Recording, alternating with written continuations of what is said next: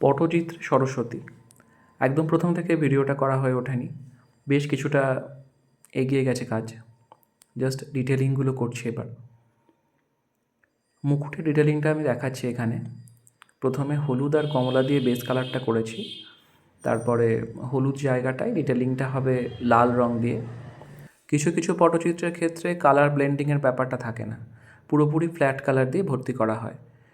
এই ধরনের পটচিত্রের ক্ষেত্রে আবার কোনো কোনো জায়গায় কালার ব্লেন্ডিংটা দেখা যায়।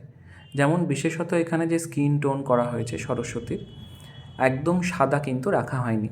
সাদার সঙ্গে একটা ক্রিম বা পিচ কালার আর একটা অরেঞ্জ শেড, সেটা ব্লেন্ড করা হয়েছে। যেমন চোখের ওপরটায়, চোখের নিচে। এই ধরনের পটচিত্রের ক্ষেত্রে কিন্তু চোখের যে লাইনগুলো হয় সেক্ষেত্রে শুধুমাত্র ওপরেই লাইন পড়ে, চোখের নিচে কিন্তু কালো রং দিয়ে কোনো কাজলের যে লাইনটা সেটা পড়ে না।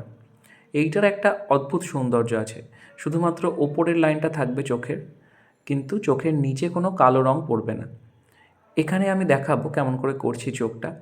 একটু অন্য কাজগুলো আগে দেখিয়ে নিই। পায়ের দিকটা যেমন আলতা পরানোর ব্যাপারটা যেন সত্যিই মনে হচ্ছে আলতা পরাচ্ছি পায়ের মধ্যে, ঠিক সেই রকমই দেখতে লাগছে। এইবারে আমি মুখের ডিটেলিংটা করছি, ফেসটাকে আঁকছি। সবার প্রথমে ভুরুটা আমি করি। এখানে ভুরুটা একটু মোটাই করতে হবে, ছবিটা খুব ছোট নয়, মোটামুটি বড়ই। তো এখানে বেশ একটু চওড়া করে ভুরুটা আঁকলাম। এই যে চোখের শুধুমাত্র ওপরের লাইনটাই কিন্তু কালো দিয়ে থাকবে, নিচে কোনো কালোর লাইনই পড়বে না। চোখের মণিটা পুরোপুরি কালো। সাধারণত আমি যেসব পটচিত্র করি, মানে আমি একটু নিজের মতো করে যেগুলো করি, সেগুলোতে একটু ব্রাউন দিয়ে প্রথমে চোখ আঁকি, তারপরে কালো দিয়ে টাচ দিই। কিন্তু এক্ষেত্রে কোনো ব্রাউনের ব্যাপার নেই, পুরোপুরি ডিরেক্ট ব্ল্যাক দিয়ে কাজ হলো।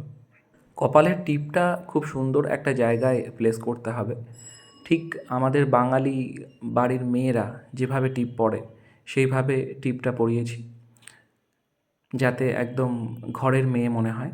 কেমন লাগছে মুখটা সেটা আমাকে জানাবেন অবশ্যই। দেখা হচ্ছে নতুন কোনো ভিডিও নিয়ে পরবর্তীতে।